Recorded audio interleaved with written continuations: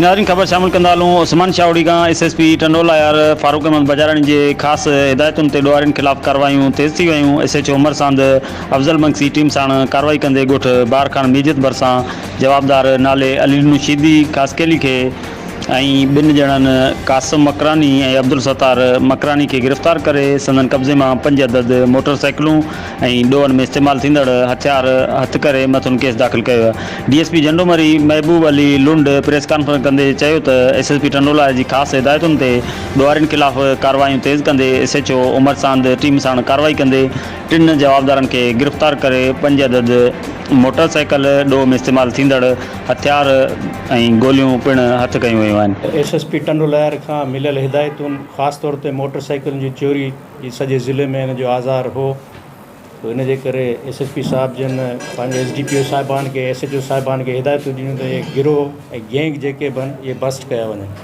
हिते राति जो जीअं त पेट्रोलिंग ते हुआ पंहिंजी टीम सां, ऐं जॾहिं मनु स्टाप ते पहुता त हिननि खे इतला मिली त मुख़फ़िया तौर ते मख़फ़ी तौर ते त हिकिड़ी गैंग आहे जेका मोटरसाइकिलुनि जी शिफ्ट करण जे चकर में आहिनि। बार खान मीरजत लिंक रोड ते अॻियां क़ब्रिस्तान आहे, उते उन्हनि पंहिंजी मोटरसाइकिलूं जमा करे रहिया आहिनि जेके मुमकिन आहे राति जो किथे ॿिए पासे शिफ्ट करे छॾनि। चोरी थियल ज़िले मां मुख़्तलिफ़ इलाइक़नि मां साइकिलूं जमा करे रखी हुयूं जेके उहे बि पुलिस पंहिंजे हिफ़ाज़त में वरितियूं। 3 जवाबदार पुलिस गिरफ़्तार कया हथियारनि समेत। हिकिड़ो अली ॾिनो ख़ासकेली शीदी ख़ासकेली आहे जेको शाहनवाज़ जूणे जे ॻोठ टंडो आदम जो रहायशी आहे, उन वटां हिकिड़ो रिपीटर ऐं 5 राउंड मिलिया कार्टेज जेके आहिनि।